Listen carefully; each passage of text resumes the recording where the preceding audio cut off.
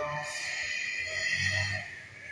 constate chaque fois que nous avons sollicité les médias pour communiquer avec nos compatriotes, avec l'opinion nationale et internationale sur des événements marquants de notre vie nationale, sur des événements d'actualité qui appellent une clarification de notre part.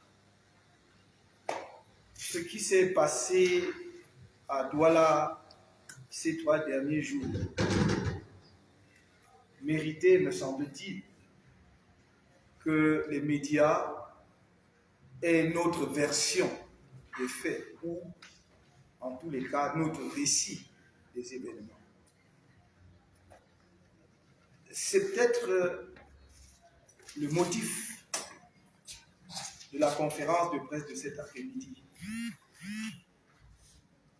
Mais avant d'y arriver, je voudrais planter le décor.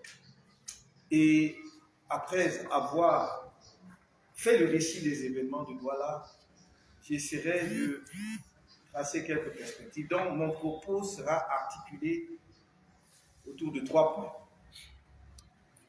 Le premier point sera notre option fondamentale, l'option fondamentale du mouvement pour la renaissance du Cameroun et les raisons de cette option. Le deuxième point sera le récit des événements qui se sont produits le 1er, le 30 et le 1er à Douala, et peut-être surtout le 1er et le 2 à Douala. Et le troisième point portera sur comment est-ce que nous envisageons l'avenir, la suite. Je voudrais dans un premier point d'abord planter le décor, et pour ce faire, je ferai quelques brefs rappels historiques. La création du MRC fut un pari sur l'avenir du Cameroun. Un pari qu'il est possible de fédérer les énergies dans notre pays pour proposer une offre politique alternative à celle qui existe et qui gère le pays depuis près de 60 ans.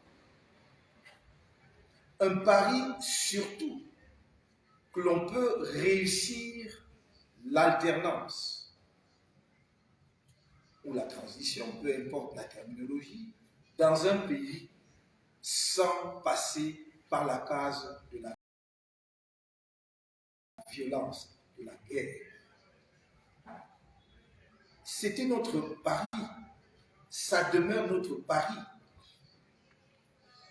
Et ce pari qui nous a amené à formuler le slogan « Changement dans la paix et par les urnes » reste notre option fondamentale au mouvement pour la Renaissance. Nous y sommes arrivés non pas par hasard ou par je ne sais quelle inspiration subite. C'est après une analyse patiente de la situation politique de notre pays. Il nous a semblé que, après la phase marquante des années 1990, où le peuple camerounais rassemblé avait légitimement espéré qu'une nouvelle page de l'histoire de notre politique de notre pays pourrait s'ouvrir, qu'après les atermoiements, les violences déjà qui existaient à cette époque, il était temps que nous sachions raison garder, que nous reprenions notre esprit, et nos esprits animés et tous animés par un même amour inconditionnel de notre pays. Et que si telle était l'option partagée par les uns et les autres, nous pouvions arriver, quelles que soient les différences, à animer la vie politique de notre pays sur la base des idées et des propositions des uns et des autres, et laisser ensuite au souverain suprême, qui est le peuple camerounais, de trancher, de choisir ceux parmi nos compatriotes qui faisaient des propositions, ceux dont ils choisissaient pour conduire le destin. Ce n'est pas une vue de l'esprit, parce que nous y croyons fondamentalement. On a pu prendre cela souvent pour la faiblesse, pour l'incapacité à faire front. C'est une erreur. Car faire un choix de cette nature, c'est faire un choix difficile. C'est faire un choix du chemin le plus compliqué. En particulier lorsqu'on a affaire à un régime qui est un régime autoritaire et qui est devenu franchement dictatorial. Quand on a affaire à un tel régime, faire le choix du changement dans la paix et par les autres est un pari extrêmement compliqué. Patiemment et année après année, nous avons persuadé et je crois convaincu une bonne partie de notre peuple que c'était possible. Au point où le désintérêt, tous en font témoignage, le désintérêt manifeste qu'ils avaient pour la politique s'est estompé et il y a eu depuis au moins 3 ans un regain réel d'intérêt des Camerounais pour la politique. Je crois qu'en soi, c'est déjà une victoire. D'avoir pu faire comprendre aux Camerounais que leur destin dépend d'eux et d'eux seuls. Or, depuis la création du mouvement pour la Renaissance du Cameroun, il est apparu très rapidement que son itinéraire était un parcours d'obstacles. C'est un parcours jalonné d'interdictions. Tout ce que les pouvoirs publics savent faire au Cameroun vis-à-vis du MRC, c'est interdire quelque chose. Et ne croyez pas, parce que certains, soit par mauvaise foi, soit par ignorance de l'histoire politique de notre pays, soit par des intérêts sur la trajectoire des uns et des autres, vous font croire que les difficultés du MRC ont commencé à partir du moment où il a contesté le résultat des élections, a revendiqué sa victoire à l'élection présidentielle de 2018. Il n'en est rien. C'est dès le premier jour. C'est même avant la naissance. Je crois que le bébé était redouté alors qu'il était encore dans le sein maternel. Je crois qu'il devait bouger très fortement. On s'en inquiétait déjà. Pour certains, ils se souviendront de cette journée mémorable du 13 août 2012 à l'hôtel Hilton. Déjà à l'époque, l'hôtel Hilton. Nous avions réservé l'hôtel Hilton. Nous avions fait une déclaration de manifestation avec récépissé du sous-préfet qui n'y voyait aucun écho. Et le jour dit, on a envoyé la police et la gendarmerie. Nous sommes en 2012, s'il vous plaît. On a envoyé la police et la gendarmerie interdire la réunion. Les motifs, entre autres, de police étaient que on ne prévoyait pas que M. Kamto serait présent. Donc déjà à cette époque aussi. Mais on n'est pas allé jusqu'à l'expulser de Yaoundé. Sans doute, on observait encore. Et les obstacles se sont multipliés. J'en citerai juste quelques-uns à titre illustratif. Toujours en 2013, après 2012-2013, nous voulons tenir un meeting, notre premier grand meeting préparé à Bamoussa. Interdiction, refus de nous donner la place des fêtes où les événements se tiennent naturellement. Nous sommes contraints à aller au stade. Et finalement, de guerre lasse, on tolère. Mais on nous avait refusé de tenir cette réunion. 2014, je vais prendre un événement par an. Alors que depuis 2013, après avoir pris part aux élections législatives et municipales de 2013, nous avions établi, comme en 2018, de façon irréfutable, que notre code électoral avait beaucoup d'insuffisances qui permettaient des fraudes massives et ouvrait la voie à la contestation ou aux contestations post-électorales. 2014, nous entreprenons donc, après avoir écrit de la présidence de la République jusqu'à l'EDECAM, en passant par les services du Premier ministre, le ministère de l'administration territoriale, le ministère de la Justice, la police, la gendarmerie, les services de renseignement, que le code était mauvais et qu'il était de l'intérêt de notre pays de faire une révision du code électoral. Nous avons alors entrepris de sensibiliser les Camerounais sur cette nécessité, puisque nos correspondances à ces différentes administrations n'avaient reçu aucune réaction. On parle souvent d'un refus poli. Là, il y avait un silence impoli et méprisant.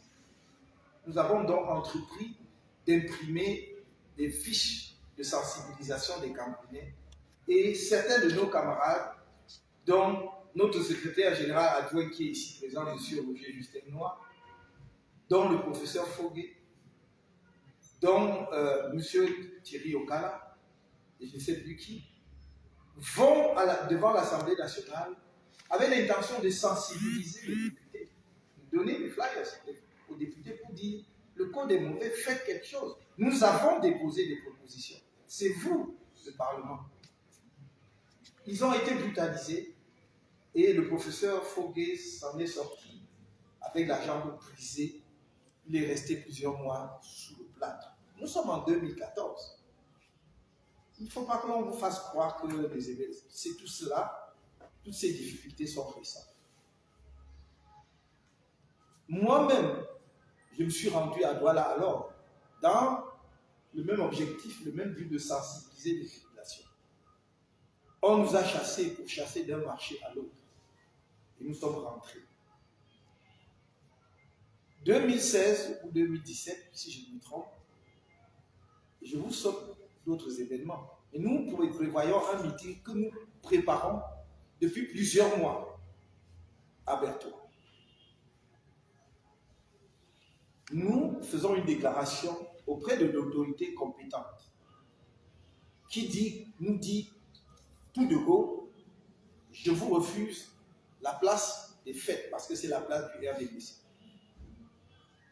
Nous avons dit, nous en prenons acte, monsieur le sous-préfet, indiquez-nous donc un autre endroit.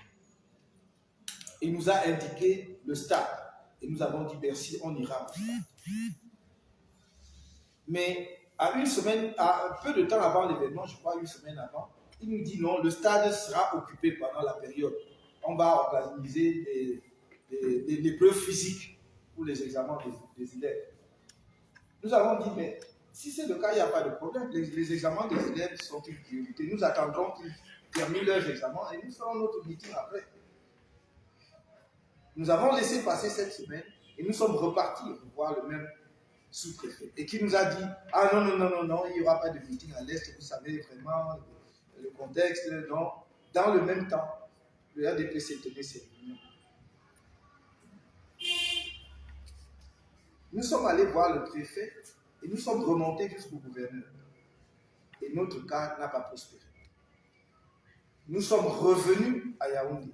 Et après avoir, juste pour que vous sachiez que nous n'avons jamais laissé une voie juridique non explorée. Après avoir attaqué l'arrêté d'interdiction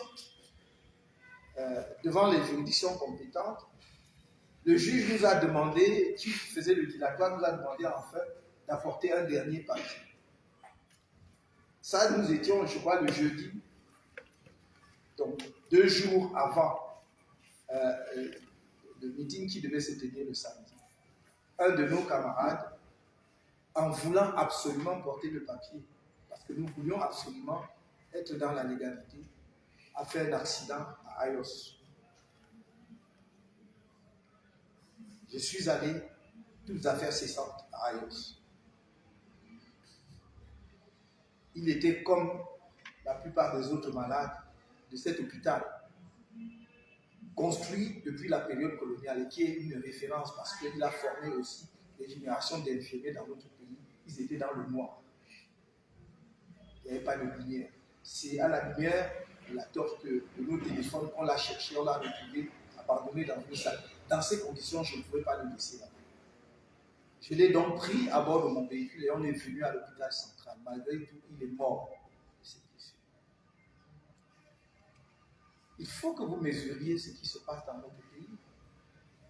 Il ne faut pas écouter quelques bons esprits qui, le soir, alors qu'ils ont passé une belle journée, ils sont repus, vont sur les plateaux de télévision raconter n'importe quoi au Cameroun. Il ne faut pas écouter nos compatriotes qui sont devenus je ne sais quoi, qui passent leur temps sur les réseaux sociaux parce qu'on leur a donné un petit cachet ça et là, à tourner tout en dérision. Ce qui se passe dans notre pays est grave et sérieux. Et je vous dirais que quand on laisse sans rien faire la maison du voisin brûler, il y a de fortes chances que la vôtre brûle aussi. Sinon dans cet incendie, mais dans un autre. Ne prenons pas ce qui arrive aux militants, aux sympathisants du MRC, ou même simplement, parfois à des Camerounais qui ne sont même pas sympathisants du MRC, et qui se retrouvent au mauvais endroit, au mauvais moment. Ne laissons pas cela apparaître comme un fait divers sans importance. Donc il en est mort. Quand nous sommes revenus à Yaoundé, je suis allé avec des membres du directoire, le vice-président de notre parti, en délégation. Nous sommes allés au ministère de l'administration territoriale. Rempli une audience pour rencontrer le ministre. On est venu nous dire que le ministre ne nous reçoit pas et qu'il demandait d'écrire et de revenir. Pas qu'il demandait, et la secrétaire nous a dit d'écrire et de revenir, d'attendre. Et nous avons dit, on n'a pas demandé à rencontrer la secrétaire, mais le ministre. Qu'est-ce que le ministre dit? Et on nous a dit, non, attendez, allez attendre. Nous avons dit, on attendra sur place. On est resté dans le hall. Comme notre présence a fini par indisposer, le secrétaire général du ministère est descendu en disant, ah, on nous a reçus. Avec la courtoisie nécessaire, nous avons expliqué au ministre qu'il n'était pas bon qu'on interdit sans aucun motif sérieux une manifestation publique pacifique. Surtout alors même qu'un autre parti politique tenait régulièrement ses meetings, probablement même sans les déclarer. Il nous a dit de partir et de revenir plus tard, parce que je lui avais suggéré de saisir ses collaborateurs sur le terrain à l'est pour qu'ils nous laissent témoigner. Quand nous sommes revenus, il a dit qu'il nous conseillait d'oublier cette manifestation. Je lui ai dit, puisque vous l'avez interdite, elle n'aura pas lieu. Mais j'irai dire à mes camarades à l'Est, qui ont mis plus de 2 à 3 mois à préparer ce meeting, j'irai leur dire la gratitude du territoire de notre parti et leur dire que cette manifestation est reportée et elle se tiendra une autre fois. Il m'en a dissuadé. Il a dit qu'il me conseillait vivement de ne pas aller à l'Est. Je parle du ministre de l'administration territoriale de l'époque qui est vivant, qui est toujours au gouvernement, peut-être pas au même poste, mais il est là. Je lui ai dit que j'avais bien entendu son conseil, mais que je ne pouvais pas ne pas me rendre à l'Est. Et le lendemain, samedi, mes camarades et moi, une délégation, nous avons pris la route de l'Est. Avant d'arriver à l'Est, on nous a fait traverser pas moins de 50 barrières de police. À chaque étape, on nous a bloqués. Des militaires encagoulés, des militaires et policiers encagoulés, nous faisant descendre de nos véhicules. Je me souviens toujours d'une gendarmette qui probablement, à mon avis, venait de sortir du centre de formation qui tenait son fusil de manière hasardeuse. Et je me disais, le groupe pouvait partir à tout moment. Et nous sommes allés à Bonis, avant l'entrée dans le Bertois, on nous a fait un blocage systématique et total. Vous ne bougez plus. J'ai donc dit à mes camarades, on va entrer dans le Bertois à pied. On est descendu tous de nos véhicules et on voulait avancer. Je pense qu'ils se sont ravisés. Peut-être parce que si on entrait à pied, ça devait créer plus de problèmes que si on entrait en voiture. Je vous dis, comme à Douala, c'est le commandant de légion de gendarmerie et tous les officiers de police, les officiers supérieurs de police, c'est-à-dire les commissaires, en tout leur grade, qui nous ont balayé la voie, surtout le parcours. 2017, je crois, 2017-2018, on sera à Maroua, on doit tenir un meeting à Maroua. Et je signale que pour Bertois, le ministre en question, et nous ne devons pas faire mystère de son nom, il s'agissait alors de M. René Emmanuel Sadi. Et il me dit, oui, mais je dis, mais le RDPC, le même jour, il est en train de tenir, puisqu'il invoquait d'ailleurs la sécurité, j'ai dit, il n'y a pas plus de sécurité à Bertois, où le RDPC a tenu un meeting il n'y a pas longtemps, qu'à Maroua, où le RDPC est en train de tenir un meeting. Il dit, oui, mais là, ils sont chez eux.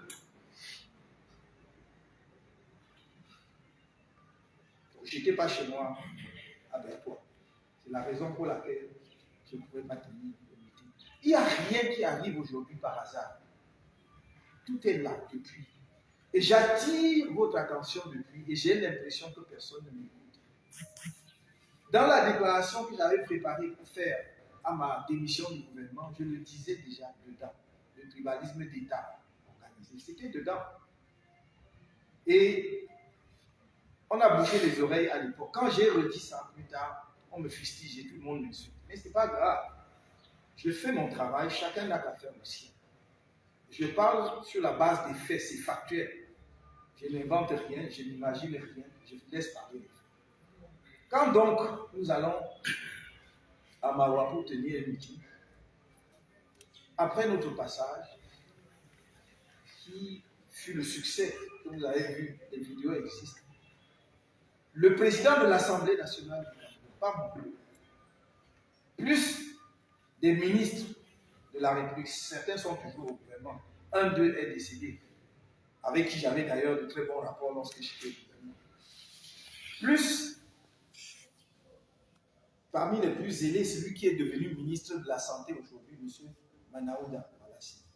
Les vidéos existent. On rassemblait tout le matériel du RDPC, du MRC, et l'ont brûlé.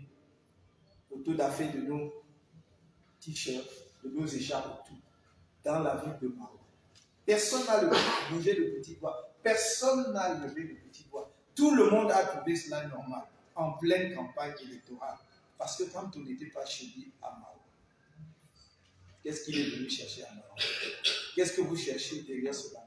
Il faut que l'on se dise les vérités avant que le pire n'arrive. Nous faisons tout pour conjurer le pire. Et je me battrai jusqu'à mon dernier souffle pour que cela n'arrive pas.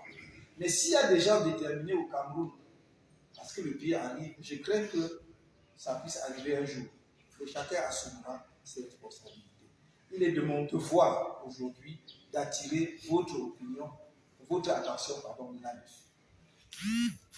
J'ai donc brièvement planté le débat. Je ne veux pas multiplier les cas où ce sont des camarades ou d'autres qui ont subi les exemples. Vous voyez souvent, vous voyez parfois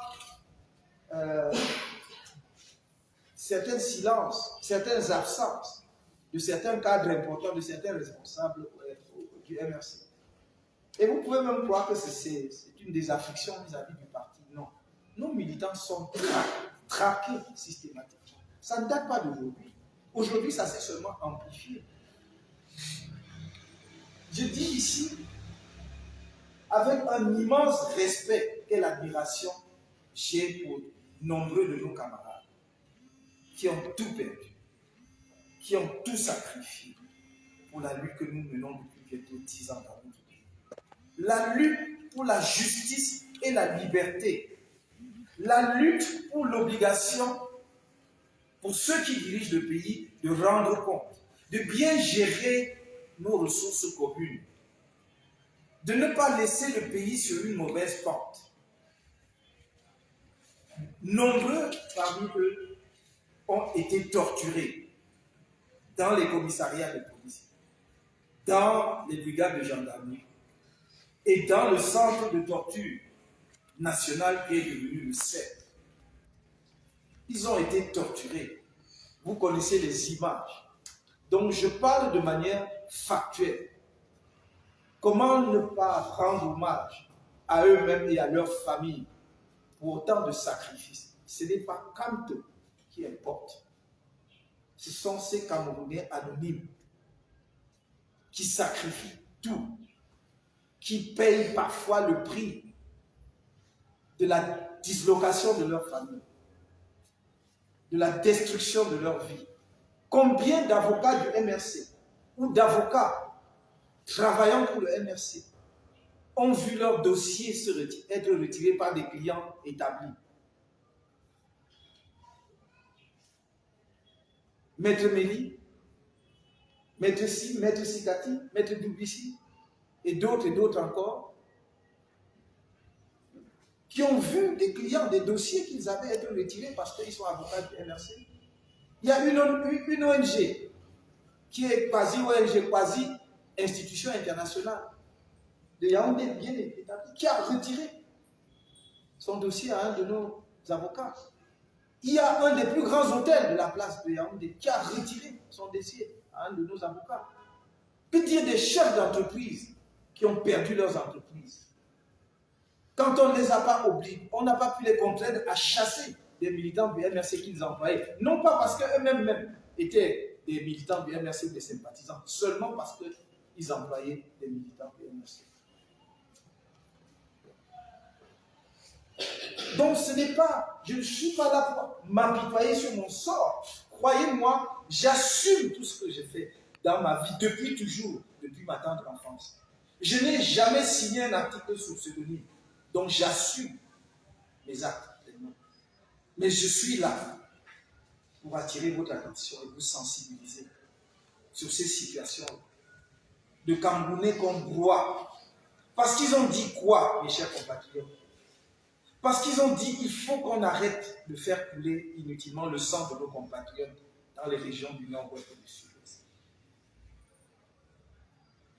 Parce qu'ils ont dit qu'il faut que l'on révise de manière consensuelle le code électoral pour avoir des règles de jeu qui soient acceptables pour éviter les soubresauts ou les crises post-électorales dans notre pays. Parce qu'ils ont été les premiers à dénoncer justement la mauvaise gestion de la CAN. C'est le MRC, parmi les premiers. Dès lors qu'on a parlé de glissement et on a donné des chiffres, et nous avons demandé qu'on rende compte. On nous arrête et on arrête tout ce qu'on a arrêté en 2019. Pourquoi? C'était les trois thématiques. Rendez compte. Nous avons dit, nous refusons le hold-up électoral. Le code est mauvais. Tirons les conséquences de ce qui s'est passé en 2018 en révisant le code électoral pour que cela ne se reproduise plus. Arrêtez de faire couler le sang des Camerounais, des militaires des forces de défense du Cameroun, comme des sécessionnistes ou séparatistes, et surtout des populations civiles innocentes. Ces enfants de 5 ans qui brûlent dans le feu les flammes de leur taudis. Ces enfants que l'on abat au hasard dans les rues de Bamenda et de Limbe ou de Bouya. Enfants de 5 ans, 7 ans. Nous sommes des parents, nous sommes des frères ou des sœurs. Nous ne pouvons pas être indifférents face à cela. C'est notre devoir de dénoncer. C'est notre devoir de dire que ça n'est pas bon pour notre pays, de donner cette image-là de nous. Allez dans tous les quartiers où nous avons des populations déplacées des régions anglophones. Quelques personnes, j'évite de les qualifier, mais quelques personnes, sans doute, beaucoup trop intelligente. On dit que je faisais de la crise du nozo mon fonds de commerce ou je ne sais quoi encore. Vous voyez jusqu'où on peut aller. Parce qu'on s'indigne de la mort d'enfants innocents. Cela veut dire que vous en faites votre fonds de commerce. Avec le gouvernement, y compris jusqu'au quotidien national, on titrait pour dire que je finance et que le MRC finance les séparatistes. Et on peut dire ça au Cameroun, écrire cela par le journal gouvernemental, et cela ne dit rien à personne. Et passer dessus. C'est ça que nous sommes devenus. Un pays et un peuple de l'acceptation jusqu'à l'impossible, jusqu'à l'inacceptable. Il vous souviendra qu'une personnalité de premier plan de ce pays, pas moins que le président de l'Assemblée nationale, a dit un jour à l'hémicycle que les Boko Haram sont parmi nous. Nous, au MRC, on a interpellé en disant, mais le problème est réglé si le président de l'Assemblée nationale sait où se trouvent les Boko Haram. La victoire est certaine, c'est fini. Mais qui ne l'a jamais interpellé? Donc, vous-même, les médias, vous passez très rapidement là-dessus. S'il s'agit d'essayer de montrer que quand on ne s'entend pas avec Noah, et qu'il y a toujours des problèmes du MRC, vous aimez ça, ça vous arrange. Mais des paroles et des propos aussi graves, venant de personnalités aussi élevées. Un ministre est allé dans la Léquier dire pareil, qu'on a organisé Boko Haram pour... Ce sont des Camerounais qui ont organisé Boko Haram pour venir arracher le pouvoir au président. On dit, personne ne les a interpellés. Il faut dire, mais de quoi s'agit-il? Si vous avez vos informations, partagez-les avec nous. Rassurez l'opinion. Non. Tout cela passe comme lettre à la poste. Et vous aurez donc quelques bons esprits, sans doute très brillants, sur les plateaux de télévision le soir. Je ne sais pas d'ailleurs s'ils font autre chose de leur vie. Très propres sur eux-mêmes, très très bien habillés, qui viendront sur le plateau de télévision vous expliquer comment Kanto est un imbécile, comment tout ce que l'on dit là, c'est un montage, comment c'est quelqu'un qui a raté sa vie, et tout le reste. Mais on n'affrontera jamais le problème qui est devant nous. Donc on arrête les gens en 2019 parce qu'ils disent déjà où est passé l'argent de la CAN. Et je me souviens toujours de ce fameux échange entre un responsable du ministère de la communication. Donc, on ne peut plus dire le nom puisque c'était public et les vidéos existent. M. Zogo, qui était, je crois, à l'époque conseiller technique au ministère de la communication, qui a pris vivement à partie. Donc, conseiller, il n'était d'ailleurs pas encore à l'époque, mais c'était un des cadres les plus percutants, il est toujours, M. Ekanga, en lui disant, allez dire à Kanto, je ne voyais pas pour ce que mon nom venait chercher là-dedans, puisque je l'avais bien dit, et Ekanga n'avait pas dit.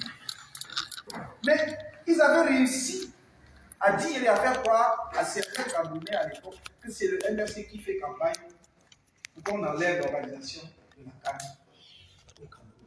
C'est quand même extraordinaire. Et il a dit, dites-lui, j'aimerais que chacun regarde un peu cette vidéo. Ce sera au jour dit, le jour dit, et ce sera même de quoi, 1 mois ou 6 mois, 6 mois avant. C'est sûr. Si on peut dire ça dans un pays, et que les choses se passent telles qu'elles se sont passées, et qu'on n'ait pas la décence, vis-à-vis de l'opinion, pas vis-à-vis de MRC, de dire, mes chers compatriotes, oui, moi aussi, je me suis trompé pour ce coup-là. Je croyais que ceux qui étaient en charge faisaient même quelque chose comme ça. Sans même trop s'auto-flageller, ils pouvaient trouver, avoir un peu d'élégance de dire cela. Parfois, vous voyez certains esprits penser qu'ils ont un certain degré d'élévation. Et vous vous rendez compte que sur des choses aussi simples, aussi banales, finalement, c'est assez décevant. On a donc brutalisé les militants du MRC. On les a enfermés, on les a torturés. Parce qu'ils disaient que l'argent de la CAN était mal géré et que les infrastructures n'étaient pas prêtes. On a fait le glissement sur 2 ans, même pas sur 1 an. À l'époque, on nous disait non, 1 an, ça suffit. Aujourd'hui, on parle de CAN 2021. Pourquoi on dit, est-ce que c'est en 2021 que la CAN va se jouer? N'est-ce pas, c'est 2022? Pourquoi on dit toujours, tout le temps, la CAN 2021? C'est la CAN 2022. Mais le stade n'est pas prêt. On a donné jusqu'au 30. On a réussi par je ne sais quelle démarche jusqu'à des délégations qui sont allées au Caire à obtenir qu'on nous donne 3 jours supplémentaires jusqu'au 3. Et on a donné jusqu'au 3. Et alors que l'on nous disait qu'on va voir ce qu'on va voir, ce 3, on nous dit que la réception est reportée si dédiée. C'est-à-dire qu'il n'y a même plus, on ne vous dit même pas que ce sera encore dans une semaine temps. Non, c'est reporté si dédié. Et on nous demande surtout que nous assistions à tout cela, mais surtout que l'on se taise, qu'on ne dise rien, qu'on accepte que c'est normal. Non, mes chers compatriotes, nous ne nous tairons pas. Parce que le Cameroun est notre pays à nous tous. Et je vous le dis, en fait, je répète ce que j'ai dit à plusieurs reprises et ailleurs. Je ne quémanderai jamais ma place au Cameroun à quiconque. Jamais. Je ne baisserai jamais la tête au Cameroun devant quiconque. Il faut que ce soit noté.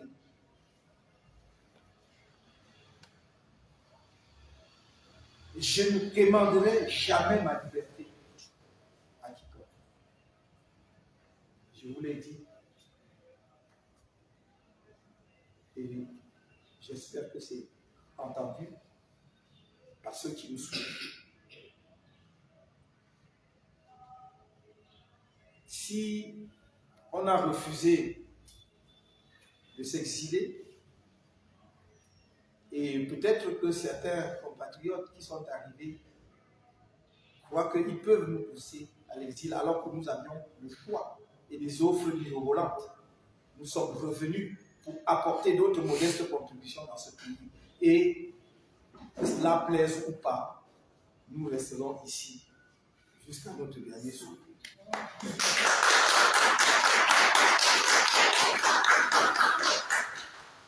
Il faut que ça devienne évident pour tout le monde. J'ai dit souvent à mes camarades, vous laisserez peut-être qu'on souille mon corps, mais de mon vivant, je suis debout, en citoyen camerounais libre, digne et fier, et qui fait tout, chaque jour, pour apporter sa meilleure contribution possible à la construction de ce pays. Chaque jour, je l'ai fait lorsque j'ai eu à gérer les dossiers d'État. Je l'ai fait dans ma discipline. J'entends tous les jours des Camerounais exaltés tel ou tel. Ça peut être un footballeur, ça peut être un musicien ou autre. Mais on oublie que nombreux sont les Camerounais qui, dans leur domaine, hissent très haut l'étendard de notre pays. Dans mon domaine, j'ai hissé au niveau mondial le plus élevé.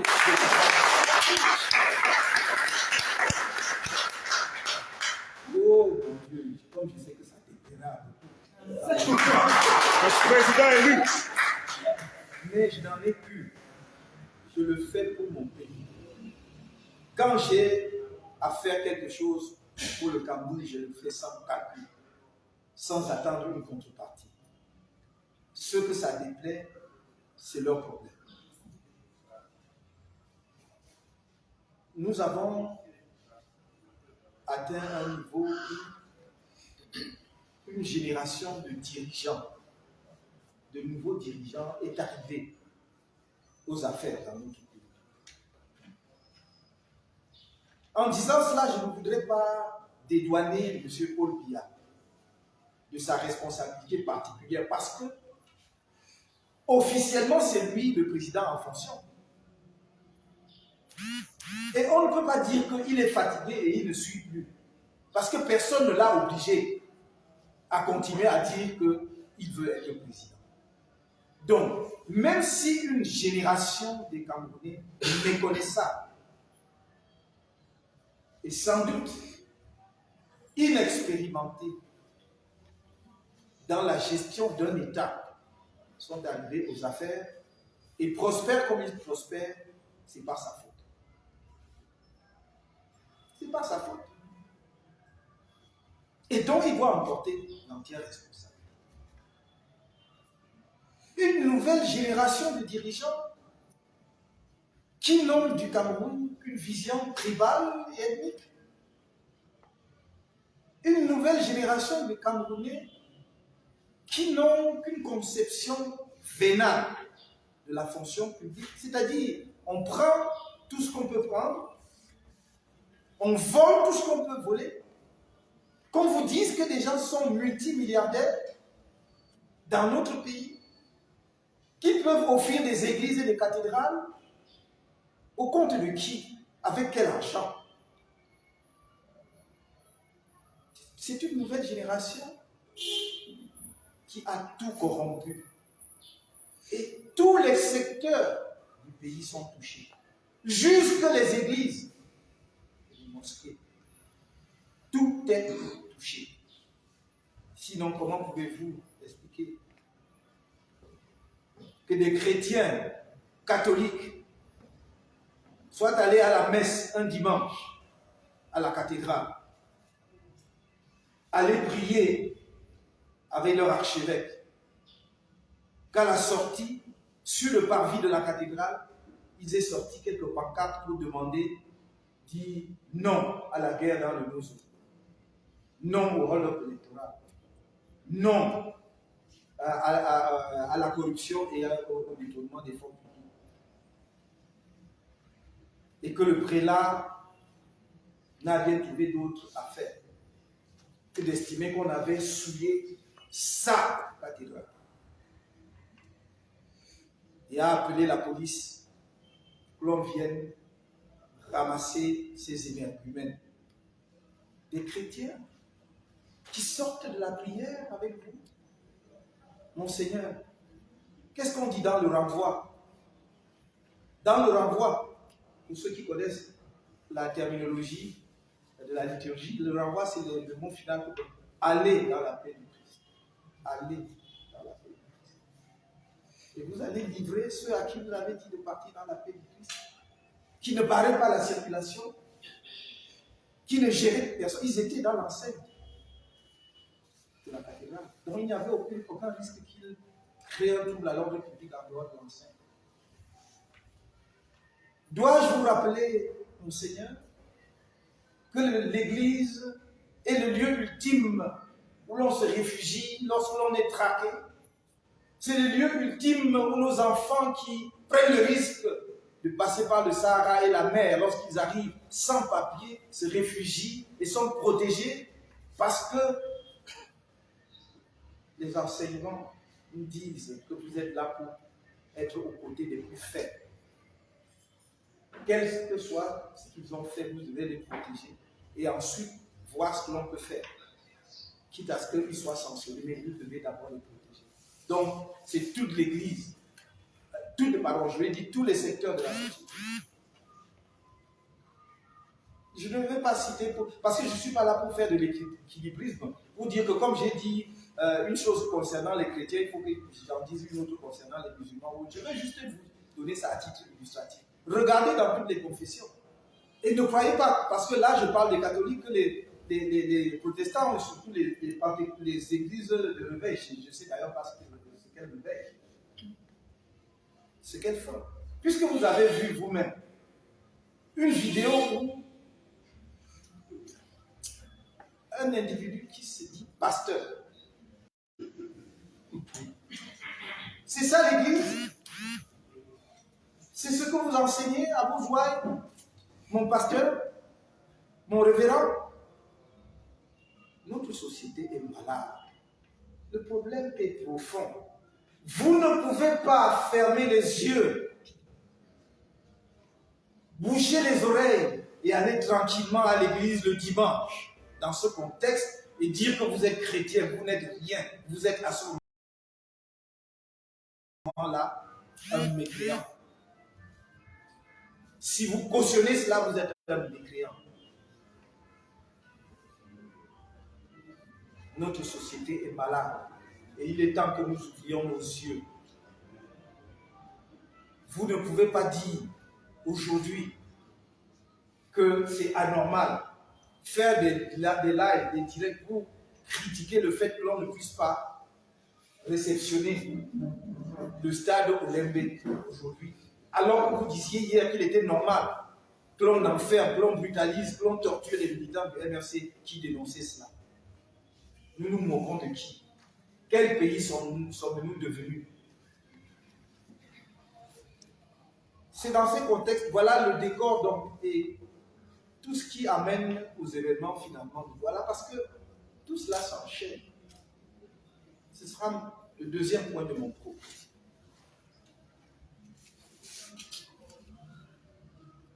Les événements de Douala arrivent après ma visite de Bafoussam, où j'ai eu une déconvenue dont je n'ai pas parlé. Parce que moi, j'ai pour habitude d'écouter, de prendre des coups et de me taire. J'encaisse et je me tais. Au point où, je crois, les autorités de notre pays en viennent à croire que c'est normal. Je suis, comme on dit, quand on était petit là, à la cour de récréation, un de vos camarades vous bagarrez, il te donne un violent coup dans les mâchoires et tu saignes. Mais pour ne pas montrer que tu es faible, tu avales le sang. Donc on fait ça. Mais il arrive un moment où il faut que les gens sachent ce qui se passe. Je suis, après avoir fait les démarches nécessaires, je suis donc allé à Bafoussam pour rendre visite à nos détenus politiques. Après avoir obtenu le permis de communiquer avec nos prisonniers politiques de Bafoussam et nos prisonniers politiques de Douala, puisque, en dépit de toutes nos démarches, nous n'avons jamais pu obtenir le permis de communiquer pour aller voir ceux de Yaoundé, notamment la prison centrale de Kondengui, la prison principale de Yaoundé et la prison de Oufou. Toutes nos démarches ont été faites. Donc, j'ai le permis de communiquer pour Bafoussam, je m'y rends. Je demande aux responsables de notre parti de ne pas communiquer sur ma visite à Bafoussam. Juste parce que je ne voulais pas transformer cela en un mouvement important dans cette ville. Nous avons des militants partout au Cameroun. Et je veux ici dire aux autorités et à ces quelques personnes qui se plaisent à dire que le MRC n'existe plus, le MRC est mort.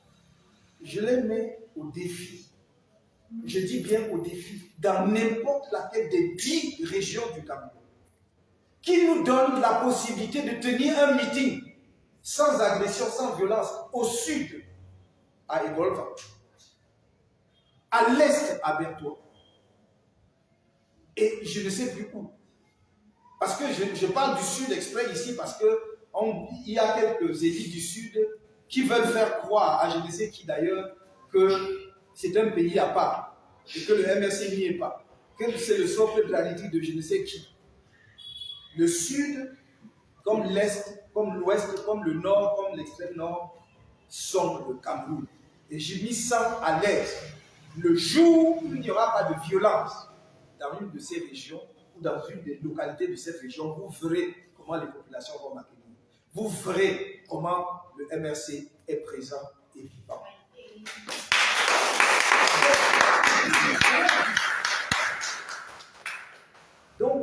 C'était pour dire qu'à Bafoussam, effectivement, les gens seraient sortis massivement.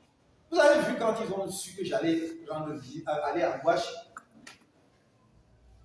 il n'y avait pas eu une communication particulière, c'est simplement que c'était officiel que j'allais venir. J'ai donc demandé aux responsables du parti de ne pas rendre cela officiel pour que ça n'arrive pas.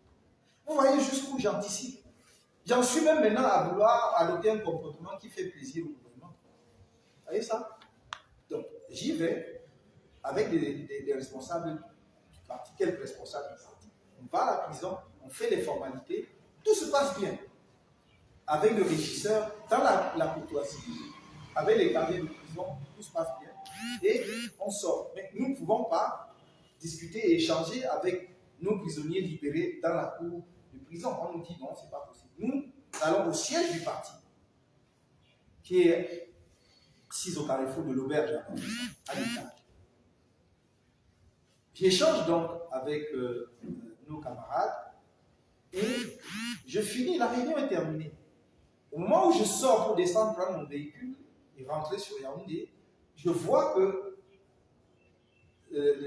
autour du siège, c'est noir de monde. Les gens ont quand même su que j'étais là-bas. Il y a pas mal de gens qui sont venus. Donc, je les saluais d'un signe de la main. Je n'ai pas prononcé un seul mot, pas un seul. Je leur faisais signe de la main. Au moment où je me retourne pour descendre les escaliers, on me dit le sous-préfet de Bafoussam est là. Je dis, ah bon, c'est le sous-préfet. Il était vraiment dans mon dos. Je le salue.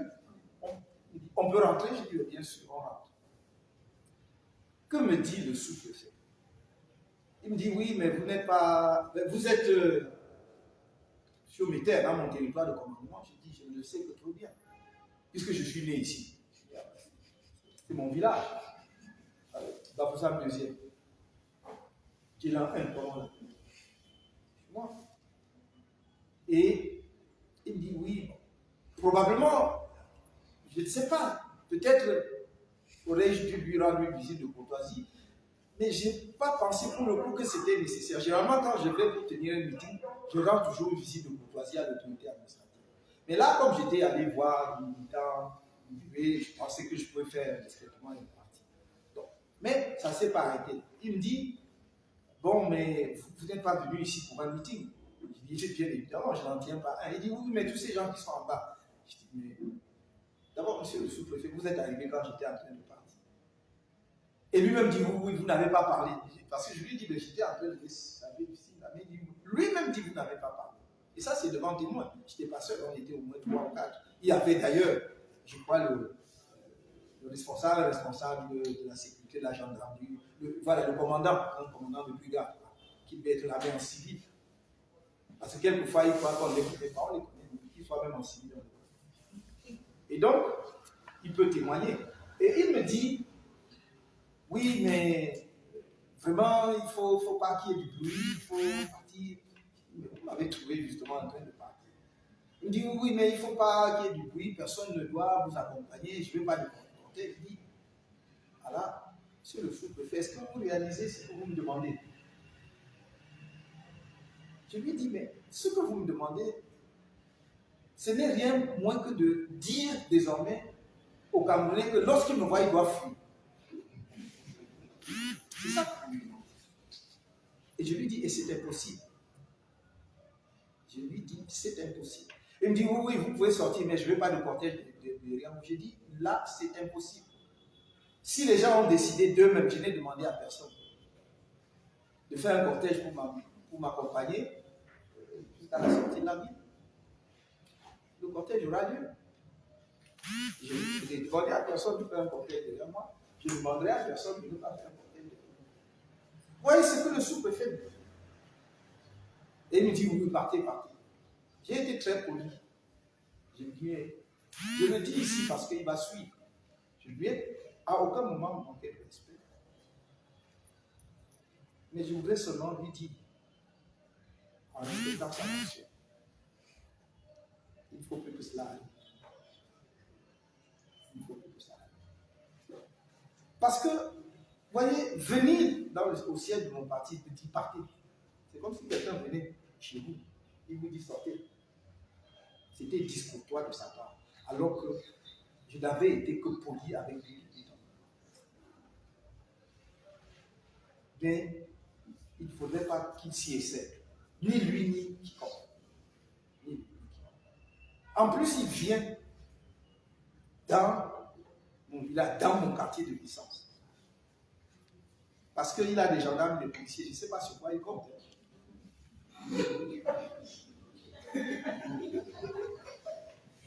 Bon, donc, c'est dans la suite de cela que je vais à Douala.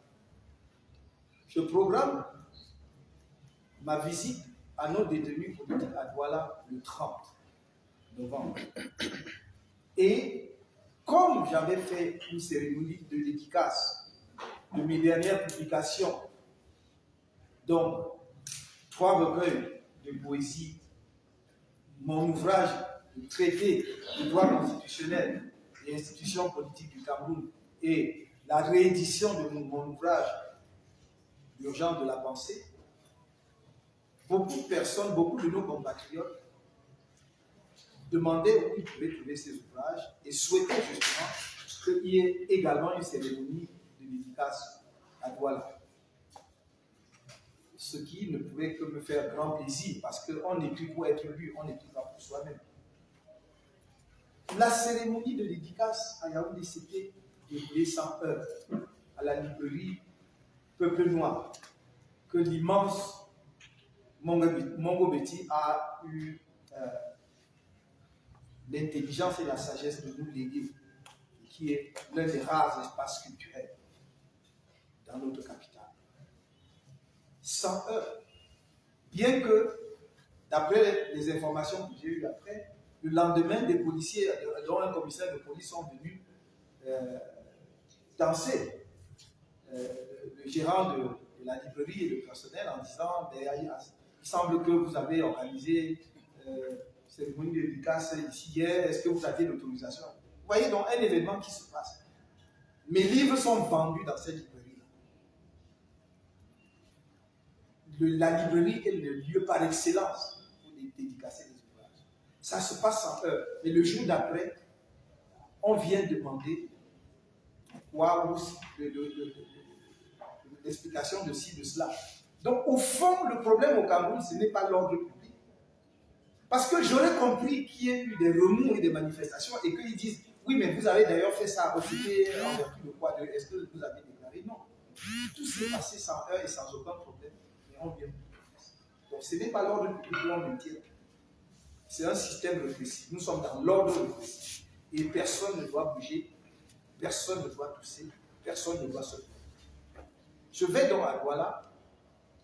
Je me dis, comme je vais aller rendre visite à mes amis politiques à la prison de Nouvelle-de-Trente, j'en profiterai pour ne pas faire de voyage sur Douala. Je veux programmer une séance de dédicace le 1er décembre. Il s'agit maintenant de trouver un lieu culturel qui peut accueillir. Parce qu'il s'agissait d'une manifestation culturelle et rien d'autre. Comme à Yaoundé, où la lecture de certains extraits de mes recueils de poésie était accompagnée de musique. Il y a un excellent guitariste, musicien camerounais qui accompagnait cela. L'événement était organisé par un littéraire, un poète, Kwamtawa, qui est connu, qui est dramaturge. C'est un auteur réputé qui publie dans des grandes maisons d'édition, y compris chez Gallimard en France. Ça n'est pas peu dit. C'est un homme de culture. Je ne suis même pas sûr qu'il soit sympathisant de RFC. Même s'il peut être, comme beaucoup de Camerounais, dans la lutte, dans la résistance pour que quelque chose change. Je ne suis pas sûr. Il était là donc comme un opérateur culturel, essayant justement de promouvoir les œuvres d'un compatriote, comme il l'a fait à Yaoundé, comme il le fait ailleurs, et comme il le fait pour d'autres dans de nombreux autres pays, en Afrique et en Europe. Il s'est donc lancé à la recherche d'un endroit idoine, culturel, parce qu'il ne s'agissait pas d'aller dans un stade de football pour dédicacer un livre, ou d'aller dans je ne sais quelle grande salle juste pour dédicacer un livre. Nous voulions que ce soit une activité culturelle. Et finalement, il a été orienté vers la Chaumière, qui est un cabaret, un restaurant très réputé pour justement son cadre et son habitude d'habiter des activités culturelles. Et le propriétaire de ce lieu, qui est aussi une personnalité politique connue de la scène, n'a trouvé aucune difficulté. Il ne venait pas au secours d'un collègue homme politique. Il ouvrait son espace, qui était loué, qui devait être loué, ce n'était pas gratuit. Il ouvrait son espace à un auteur camerounais pour présenter ses œuvres à ses compatriotes de la ville d'Étoile. C'est tout. M. Sambaka a donc accueilli très favorablement la démarche et n'y trouvait aucun inconvénient. Et surtout que quand M. Kwantawa lui a présenté le déroulé, il était totalement satisfait. Or, et je le saurai après, c'est-à-dire le premier, au matin, il semble que après notre réunion au siège du parti, je voudrais revenir brièvement là-dessus, parce que je suis allé très vite. Quand je vais à Douala, je fais pareil, je demande, le secrétaire général du parti, adjoint du parti est là, M. Roger Justin Noiré, il est allé à Douala pour s'assurer que je sois là quand même avec un certain nombre de cadres du parti. L'instruction était que nous ne communiquons pas sur la présence. La preuve, vous n'avez vu sur aucun site une annonce disant que je serai là. Mais mieux, quand je suis arrivé avant le pont, avant de traverser le pont sur la Kibamba, ils sont venus m'accueillir là-bas avant le pont pour aller à Douala. J'ai changé de véhicule parce que je sais que tout le monde, pas seulement la police, mais beaucoup de nos militants connaissent mon véhicule. Et j'étais sûr que si j'entrais dans la ville de Douala, dans ce véhicule, à partir de Yassa, ça allait se diffuser que je suis là. Et on aurait eu beaucoup de mal à arriver à Douala. Je change de véhicule pour prendre un véhicule moins connu, qui était un des véhicules qu'ils avaient amené. Et nous allons, de cette manière-là, à la prison de Douala, sans attirer l'attention, sans qu'il y ait un phénomène de foule. Vous voyez jusqu'où je peux aller? C'est-à-dire que moi-même, j'en suis à faire de l'autocensure, à faire de l'autorestriction, pour que je suis obligé de l'avouer à mes camarades, pour que mes propres camarades à Douala ne sortent pas. J'essaie d'aller dans l'anonymat, parce que l'objectif premier était de rencontrer nos camarades et nos amis qui sont en prison. Je l'ai fait. Et lorsque je suis arrivé à la prison, tout s'est bien passé. Comme à Bafoussa, le régisseur a été remarquable, correct, le personnel de la prison. Et j'ai passé mon temps à prêcher, j'allais dire, la bonne parole de la paix, de la rectitude, de la bonne tenue en prison à nos 57 camarades qui y sont. À nous, en fait, 61, 64, puisqu'il y a aussi des membres du CPP qui étaient avec eux et qui sont toujours avec eux, que nous avons reçus. Tout s'est bien passé. On s'est donc séparés. Je suis allé au siège pour échanger donc avec quelques responsables locaux du parti. J'arrive, à ma grande surprise, il y a un monde fou. Je suis très amusé quand j'entends certains esprits peut-être un peu retardataires sur les événements qui disent que oui, il n'y avait personne, le MRC. Mais s'il n'y avait personne, de quoi ont-ils donc peur? Il n'y avait personne. Il n'y avait personne au siège du MRC. Il y a eu des affections, personne ne s'intéresse à Kanto. Quel est donc le problème? Seulement moi, j'ai vu que devant le siège du MRC, c'était noir de monde. Et les gendarmes et les policiers qui étaient là pour encadrer peuvent en témoigner, n'est-ce pas? Donc, je me suis donc adressé à cette foule. Je leur ai rappelé notre option fondamentale, qui est le changement dans la paix et par les urnes. Je leur ai dit que nous n'avons pas changé, nous n'avons jamais changé de cap, nous n'avons pas changé d'option. Et je me bats même au sein de mon propre parti, parce que tout le monde ne comprend pas toujours, effectivement, cette obstination à être attachés à la paix. Et je leur dis, c'est l'expérience, c'est mon expérience, non pas nécessairement de l'histoire du Cameroun, mais de l'histoire d'autres pays africains. C'est aussi mon expérience en tant que juriste publiciste formé à la dynamique de l'État, à ce que c'est que l'institution étatique. Mais c'est aussi mon amour profond pour le Cameroun à partir de l'expérience historique que nous avons vécue dans ce pays, de la lutte de libération nationale des années 50 à 1971, avec l'exécution de Ernest Ouattara, qui m'a amené à dire, nous n'avons pas besoin dans un pays de passer d'abord par la case de la guerre et de la violence avant d'arriver à la case de la paix, parce qu'on fait tout cela et on finit toujours autour d'une table de négociation. Pourquoi s'entretuer d'abord avant d'aller discuter pour trouver une solution à nos problèmes? C'est ça qui est le motif fondamental de notre option. Ensuite, notre option repose sur la confiance absolue dans le génie de notre peuple, dans l'engagement de notre peuple, dans la lucidité de notre peuple et dans sa capacité à se mettre debout pour obtenir le changement qu'il veut. Et pourquoi j'ai cette confiance? Parce que le changement dans la paix et par les urnes veut dire que chaque Camerounais doit s'impliquer pour que ça marche.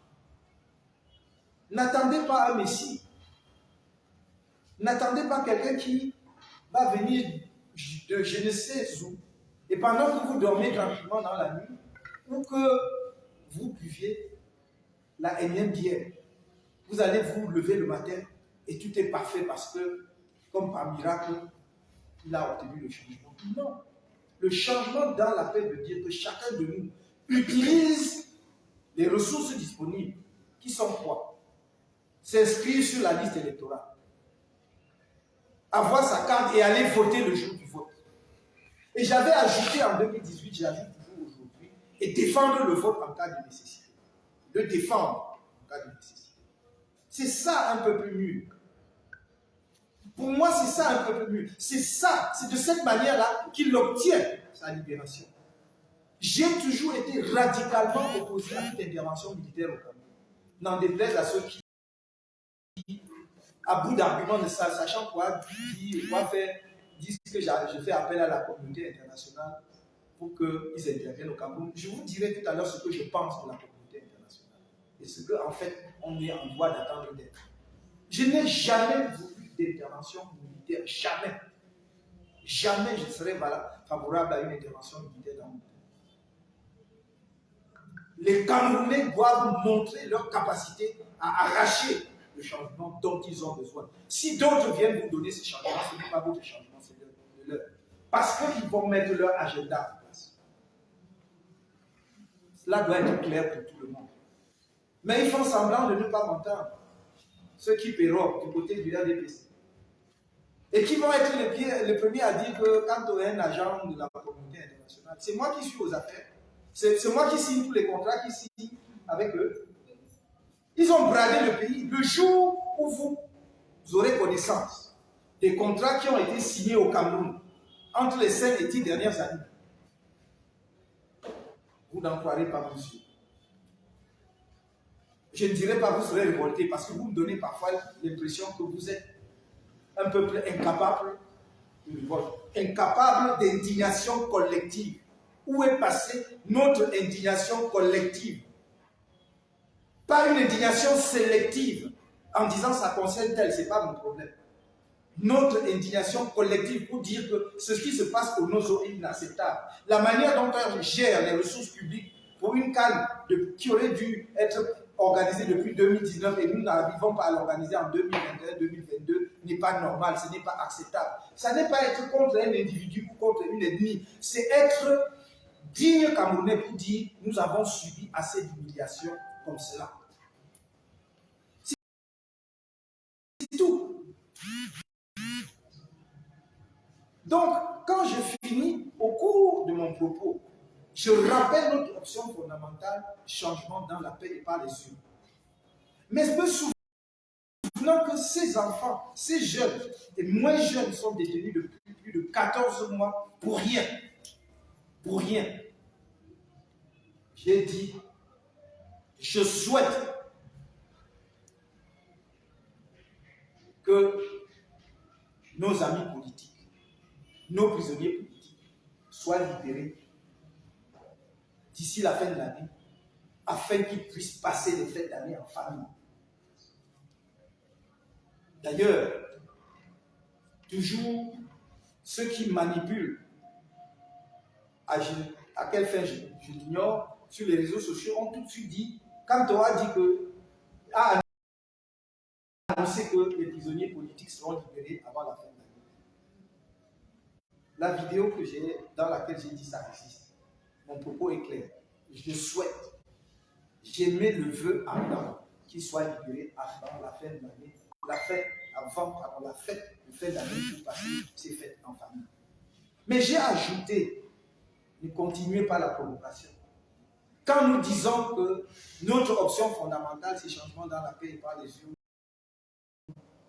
ce n'est pas parce que nous sommes des poltrons. Ce n'est pas par peur. Je l'ai dit là-bas et je le redis ici. Nous ne cherchons pas la bagarre. Mais si la bagarre nous cherche, nous ne fuirons pas la bagarre.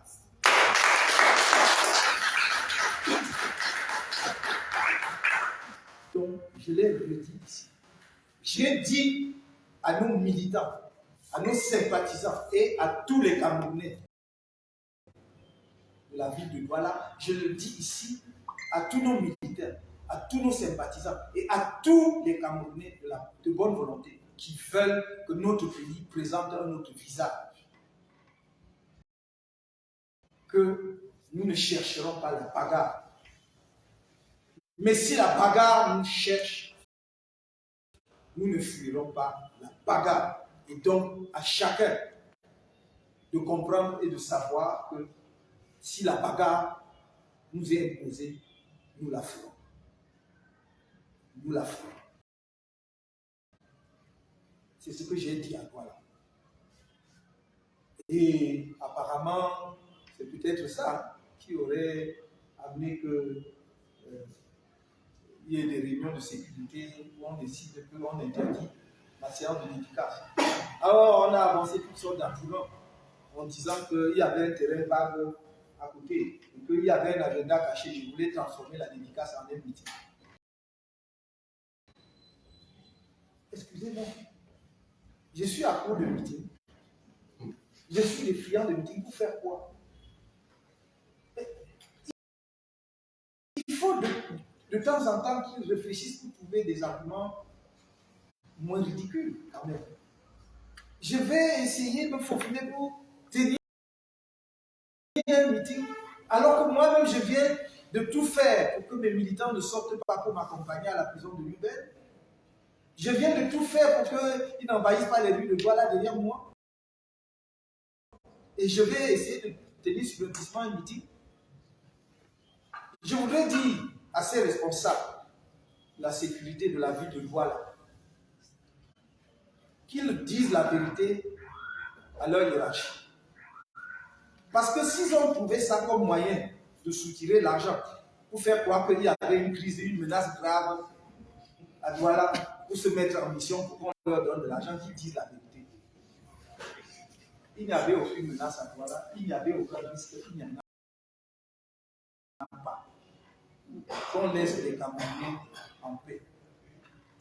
Voilà ce qui est arrivé à Douala. Et donc, vous voyez que nous avons une génération de dirigeants camerounais. Ce n'est pas une affaire d'ethnie, mes chers amis. C'est une affaire de génération, d'un groupe d'individus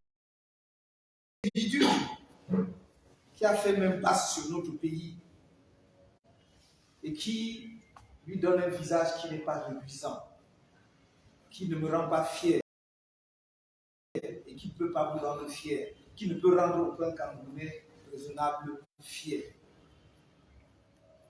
On n'est pas important dans un pays parce qu'on a été en mesure de détourner des milliards.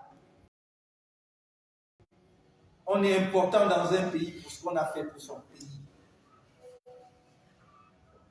Et beaucoup de ceux qui m'invectivent aujourd'hui, ceux qui m'ont traqué hier et avant-hier à Douala, je pense à un certain monsieur Issogo, qui m'a insulté en 2019, le même qui m'a insulté, m'a arrêté, m'a menotté. Ils m'ont entravé les mains, empêché d'enlever les menottes pour que je puisse faire mes besoins naturels. Et quand j'en ai parlé, ils essayent de se moquer de moi avec ça aujourd'hui, de me tourner en ridicule. Parce qu'ils sont très forts. Ce sont des matamors. Ils disent qu'ils doivent faire la bagarre avec qui dépose des armes et on fait la bagarre. C'est trop facile. C'est trop facile. Lorsque vous avez mis l'uniforme et qu'on vous donne une Kalachnikov, puis je sais quel autre A47, tu dis je suis fort, je vous mais déposez ça et on fait la bagarre. Parle de quoi? Le même. Ce monsieur a voulu m'assassiner. Voilà. Et je vais vous dire pourquoi. Quand il m'interpelle, je suis chez M. Zonda. Il est avec un de ses assistants, ou je ne sais pas qui était en civil, qui apparemment est également un commissaire. Après m'avoir copieusement insulté, et je n'ai jamais répondu à ces insultes. Parce que si vous acceptez de vous rouler dans la boue avec ceux qui se roulent dans la boue, vous aussi vous êtes aussi sale que donc. Je ne regarde pas ça, ils sont nombreux comme ça. Et je ne m'abaisserai jamais à leur répondre. Il m'a traité de capacitaire, mais ce n'est pas à ce moment-là. Et en plus, si j'étais un capacitaire, c'est pas possible. C'est moi qui ai créé le diplôme de capacité.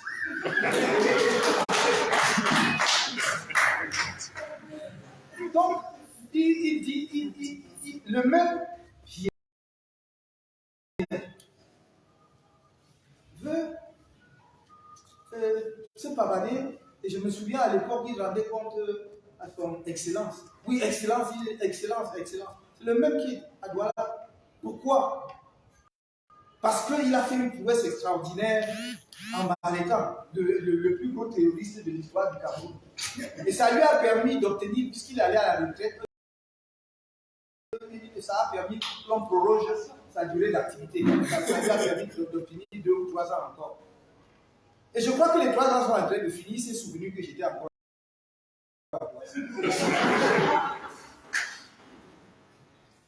Qu'il aille supplier qu'on proroge son activité, je fais bien contre ça, mais je ne peux pas être son fonds de commerce.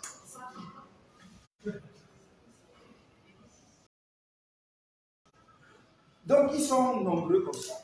Une génération, vous voyez, qui est tombée comme ça sur l'État du Cameroun, qui ne savent pas ce que c'est qu'un État. On ne gère pas un État avec un ressentiment personnel. Vous ne gérez pas un État avec un ressentiment personnel. Parce que si vous gérez un État avec des ressentiments, vous n'allez commettre que l'injustice parce que vous avez la main régalienne, c'est-à-dire qui frappe. Mais on ne vous a pas dit d'aller exercer telle fonction régalienne pour régler vos comptes. Pour dire je n'aime pas tel, je n'aime pas X, ce n'est pas un problème d'amour, c'est un problème de citoyen camerounais vivant dans son pays et dans le cadre d'un État qui normalement doit être un État de droit. Donc il faut que nous nous ressaisissions. Voilà ce qui s'est passé. Voilà le prix que payent les Camerounais. Donc mes chers compatriotes, je vous le redis aujourd'hui solennellement. J'aime bien, de temps en temps, quand les gens disent, quand ils me rencontrent, même dans les meetings, dans la circulation, ils disent, oui, vraiment, on vous soutient. Je prie pour vous, on prie pour vous. Non, ne priez pas pour moi. Merci d'avoir prié beaucoup pour moi par le passé. Mais priez pour vous et pour le Cameroun. Priez pour vous-même et pour le Cameroun. Parce que quand vous dites vous priez pour moi, c'est comme si c'était l'affaire de Cameroun. Ce n'est pas mon affaire. Ça n'est pas mon affaire. Ça n'est pas mon affaire à moi seul. Je fais du mieux et le maximum que je peux. C'est notre affaire collective. La meilleure façon de prier pour moi, c'est de faire ce que vous avez à faire. Vous inscrire sur les listes électorales, avoir votre carte, aller voter le jour du vote. Être prêt que si on vous impose la bagarre, on fait tous la bagarre. C'est ça. Voilà, priez pour confier ça à Dieu.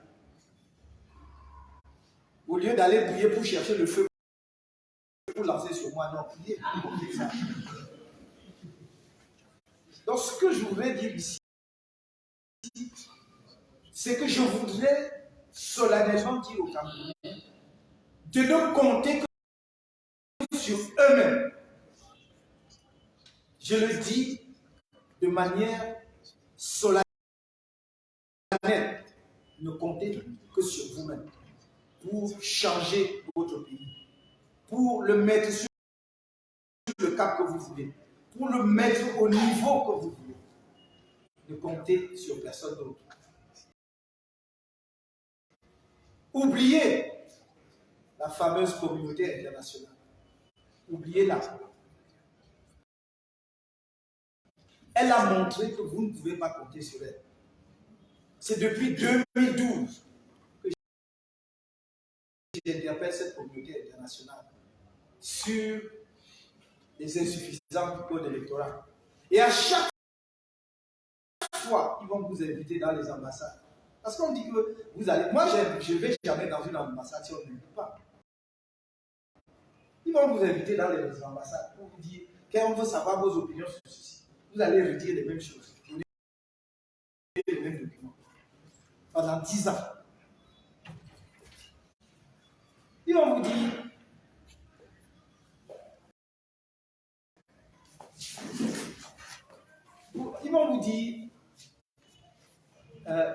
oui, nous agissons beaucoup, mais on le fait diplomatiquement. La question que je leur pose ici,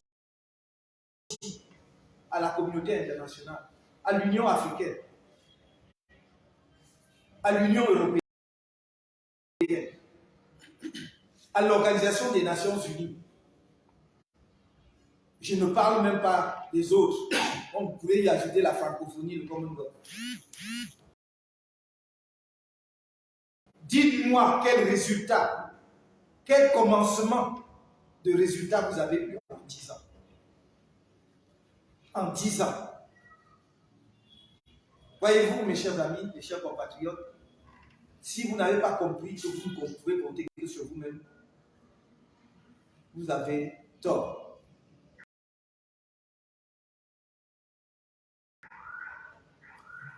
Voilà des partis politiques qui ne peuvent pas s'exprimer dans la rue en violation de notre constitution et des traités internationaux ratifiés par le Cameroun.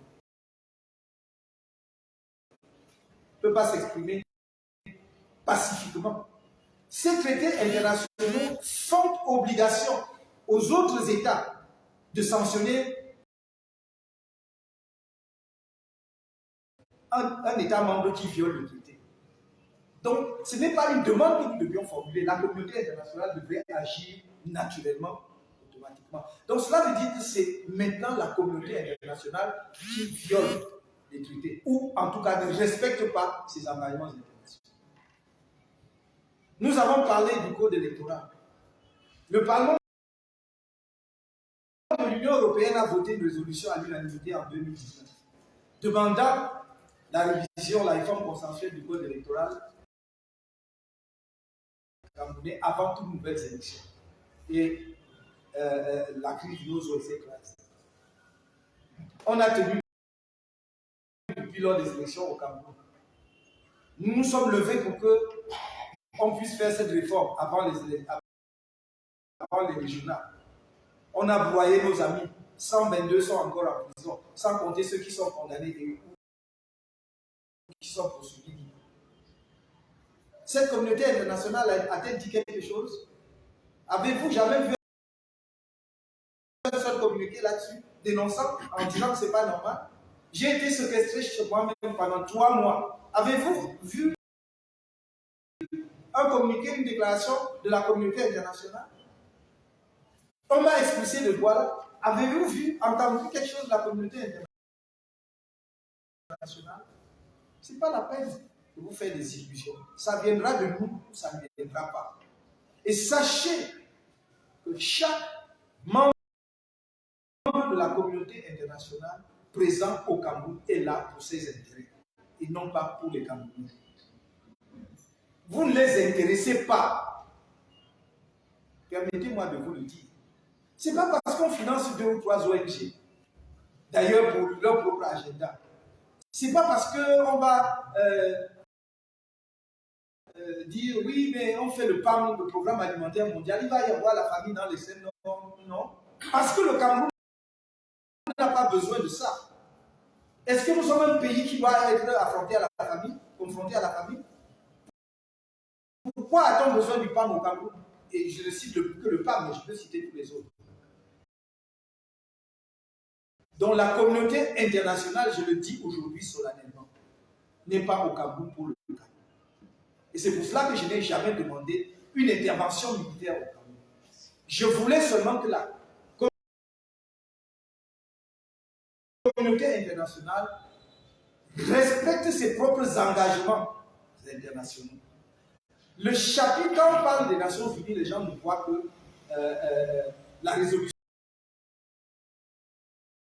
du Conseil de sécurité qui va envoyer le tout. Il y a ce qu'on appelle le chapitre 6 de la Charte des Nations Unies, qui sont des mesures non militaires. Ce sont des mesures non militaires. Ce sont des sanctions. Et aujourd'hui, la pratique des sanctions ciblées est connue, c'est-à-dire pour que le peuple camerounais ne soit pas pénalisé. On cible tous ceux qui bloquent les progrès au Cameroun. On les cible. Et on sait quel type de sanctions on peut appliquer de manière très efficace. Que fait la communauté internationale? Tout le monde a écrit. Des journalistes, des parlementaires, encourager des pays développés. Pour dire que la crise, la guerre du Nozo est la pire crise, la plus oubliée du monde. Le haut commissaire, la haut commissaire des Nations Unies est venu au Cameroun en 2019. Et les autorités camerounaises lui ont dit que la situation était sous contrôle. La logique aurait voulu que si la situation est sous contrôle, qu'elle fasse une visite au Nozo. C'est-à-dire au nord-ouest et au sud-ouest. Est-ce qu'elle est allée au nord-ouest et au sud-ouest? Non. Est-ce qu'elle a cherché à rencontrer les prisonniers politiques? Non. Est-ce qu'on n'a jamais vu son rapport sur le Cameroun? Non. Quand elle est rentrée, en une semaine, le rapport sur le Venezuela est sorti avec les mesures proposées. Il faut que vous le sachiez. Il y aura le gré à gré, transfert du pouvoir gré à gré au Cameroun avec la complicité de la communauté internationale. Je vous le dis ici, si le gré à gré arrive au Cameroun, sachez que c'est avec la bénédiction de la communauté internationale. Ça ne peut pas arriver sans. Ça n'est pas possible que ça arrive sans la bénédiction de la communauté internationale. Donc il faudrait le savoir très clairement.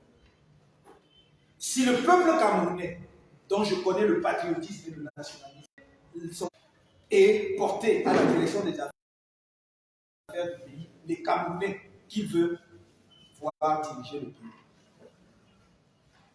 Toute autre solution sera la solution des autres. Voilà ce que je voulais vous dire à propos de la communauté internationale.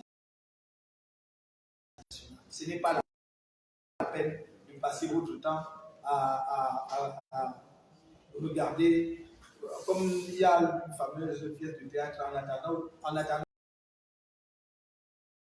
Godot. Dans la pièce de théâtre, on attend Godot jusqu'à la fin de la pièce, on ne le voit pas, parce que Godot ne vous avait rien promis, il n'avait pas rendez-vous avec vous.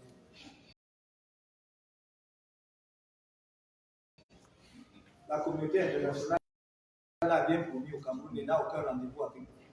Le destin du peuple camerounais ne m'intéresse pas. Dites que j'ai dit cela et je le redis solennellement. Le sort du petit peuple, du peuple camerounais.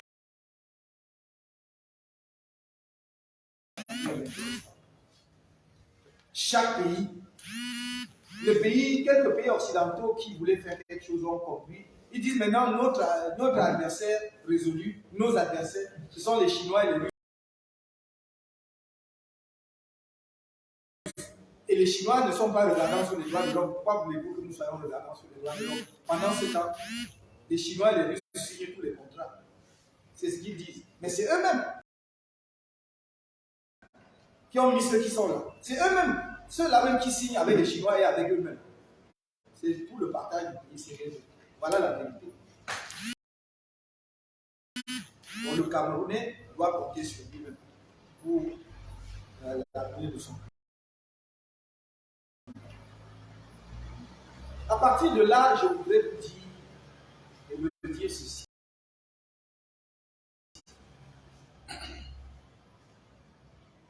J'ai dit que notre option fondamentale reste le changement dans la paix et par les yeux.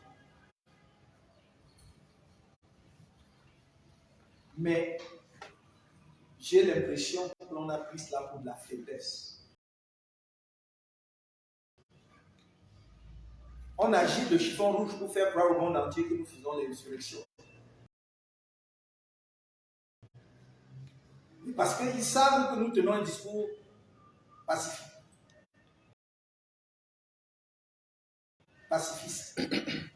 Et que donc ils jouent sur les deux tableaux. Bon, quand il ne fera rien parce qu'il est trop attaché à sa paix. Mais en même temps, on fait croire aux Camerounais et au monde entier que je suis un insurrectionnel. Et on peut briser les militants de MRC. On peut casser des familles, détruire des vies, sans état d'âme.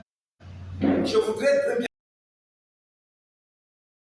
premièrement dire ici, très solennellement, à tous les officiers, non-officiers, en tout cas éléments des forces de maintien de l'ordre, qui se prêtent à ce jeu-là, que c'est leur responsabilité individuelle qui est engagée et qui sera engagée. Qu'ils ne se réfugient pas derrière la formule habituelle, nous on ne fait que exécuter les ordres, nous on ne fait que notre travail. Non! J'ai appris des philosophes qu'on ne fait pas le mal par devoir. On ne fait pas le mal par devoir. Chacun répondra de ses actes. Il y a bien des pays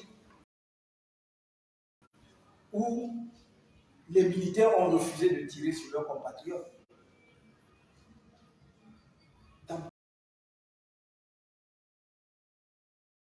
plusieurs pays, en Tunisie, dans plein d'autres, le détenteur du pouvoir avait dit tirer. Et les gens ont dit on ne tire pas sur nos compatriotes. Donc il ne faut pas qu'on nous avance cet argument trop facile. Nous on ne fait qu'exécuter les ordres. Vous exécutez les ordres pour abattre les cochons, ou les chèvres, ou les moutons. Ce ne sont pas vos compatriotes. Ce ne sont pas des êtres humains comme vous. Donc, ce sera la responsabilité individuelle de chacun. La deuxième chose, je voudrais dire à ceux qui dirigent le Cameroun aujourd'hui que si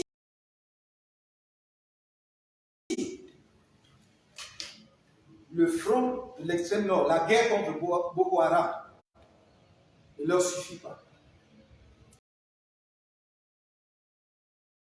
si la guerre au Nozo ne leur suffit pas et qu'ils veulent ouvrir un troisième front à l'intérieur du pays, c'est leur responsabilité.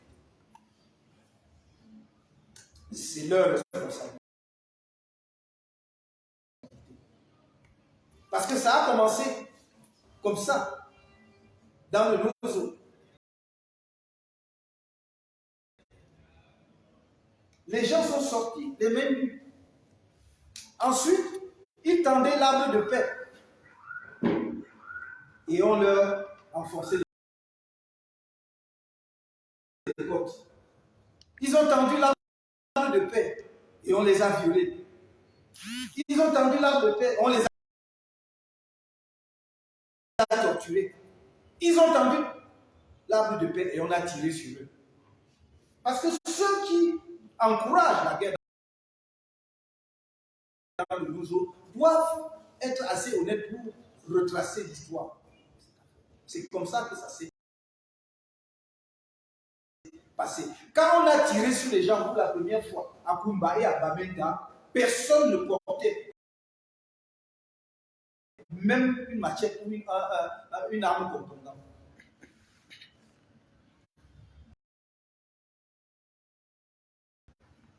Les gens marchaient dans la rue avec l'arme de paix. Des vidéos existent. Donc si, de la même manière, ils veulent ouvrir un troisième front, à l'intérieur du pays, ils l'oublieront. C'est leur responsabilité. Mais je voudrais réitérer ici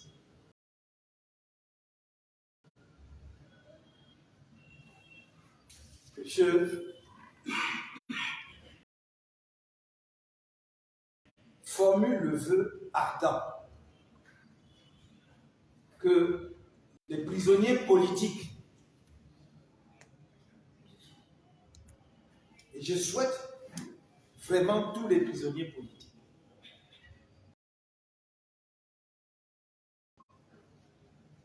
en particulier, et c'est tout à fait normal,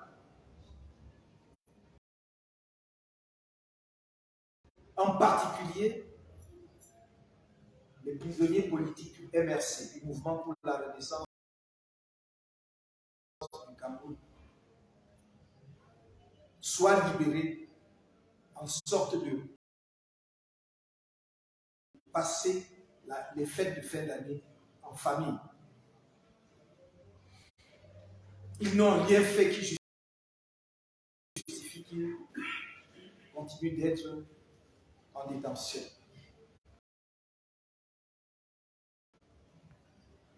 Mais je voudrais, pour terminer, dire que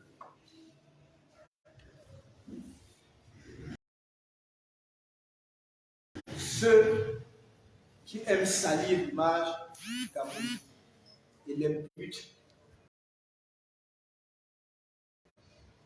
à d'autres, s'ils veulent continuer à salir l'image du Cameroun, ils la saliront pour de bon à l'occasion de la Coupe d'Afrique des Nations.